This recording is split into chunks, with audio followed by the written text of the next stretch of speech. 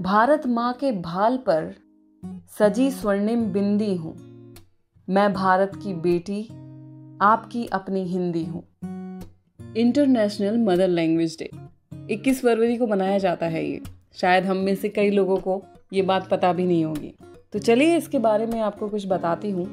तो सबसे पहले तो भाषा किसी भी इंसान की मूल पहचान होती है। भाषा इंसान की ऐसी विरासत होती है जिसे ना तो कोई उससे छीन सकता है और ना चुरा सकता है। दुनिया के बहुत से देशों की अपनी मातृभाषा होती है जिसे वहाँ के कानून द्वारा राष्ट्रभाषा का दर्जा प्राप्त होता है। लेकिन दुर्भाग्य की बात है कि भारत जैसे दुनिया के बेहद प्रभावी और शक्तिशाली प्रगतिशील राष्ट्र के पास अपनी राष्ट्रभाषा नहीं है। हिंदी हिंदुस्तान की मातृभाषा तो है, लेकिन मात्र एक सरकारी ठप्पे की वजह से हम इसे राष्ट्रभाषा नहीं कह पा रहे हैं। मातृभाषा किसी भी व्यक्ति की सामाजिक पहचान का आधार होता है। मातृभाषा उस भाषा को कहते हैं जिसके द्वारा इंसान अपने आसपास के लोगों के साथ संपर्क स्थापित करता है। जन्म लेने के बाद इंसान जो पहली भाषा सीखता है उसे उसकी मातृभाषा कहते हैं। सृष्टि के आरंभ से ही मानव विचारों का आदान प्रदान अभिव्यक्ति से होता है। अभिव्यक्ति को प्रकट करने का सबसे प्रबल और असरकारी रूप कोई भी भाषा नहीं बल्कि मातृभाषा होती है। इसके लिए इंसान को किसी व्याकरण की खास जरूरत नहीं होती।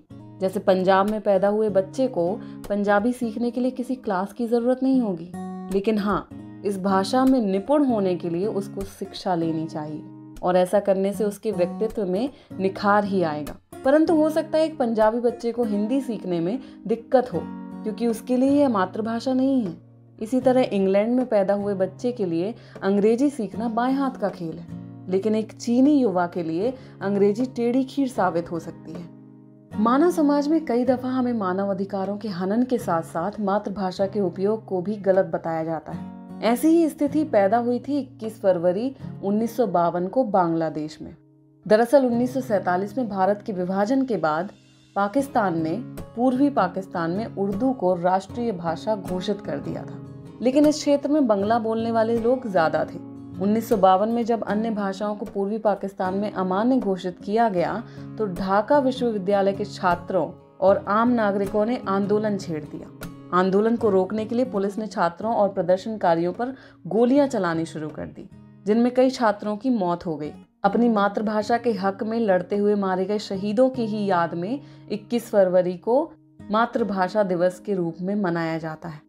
यूनेस्को महासभा ने नवंबर 1999 में दुनिया की उन भाषाओं के संरक्षण और संवर्धन की ओर दुनिया का ध्यान आकर्षित करने के लिए साल 2000 से प्रति वर्ष 21 फरवरी को अंतर्राष्ट्रीय मातृभाषा दिवस मनाने का निश्चय किया, जो कहीं ना कहीं संकट में है। मातृभाषा इंसान के लिए एक पहचान होती है। अगर आपके पास अपनी मातृभाषा है तो समाज में यह समझा जाता है कि वैश्विक स्तर पर आपकी संस्कृति की एक पहचान है, एक वजूद है।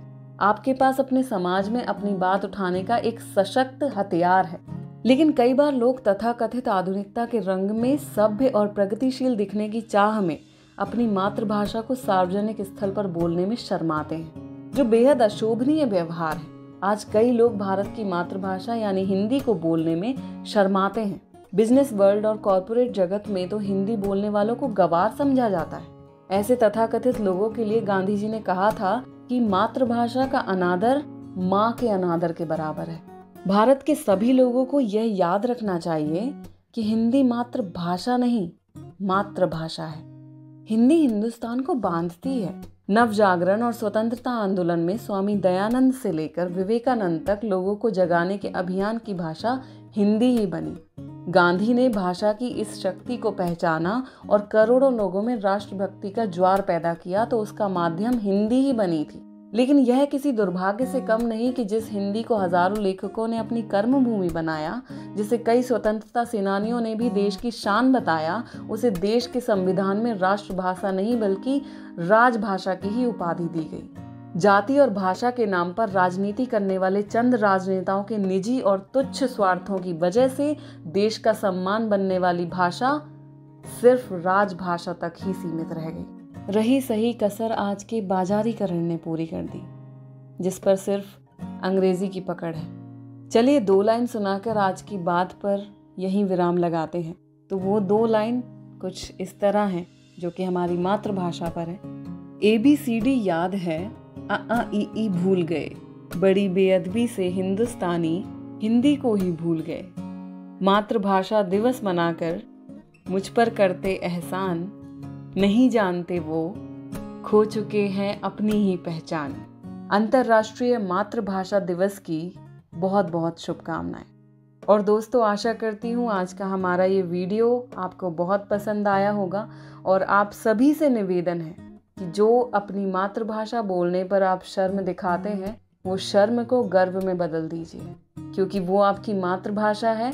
आपने बचपन से उसी भाषा में अपने भावों को व्यक्त किया है। आपको कुछ चाहिए होता था तो माँ आपकी भाषा को समझकर आपको देती थी। तो वो एक आपका जरिया था अपनी बात दूसरे के सामने रखने का।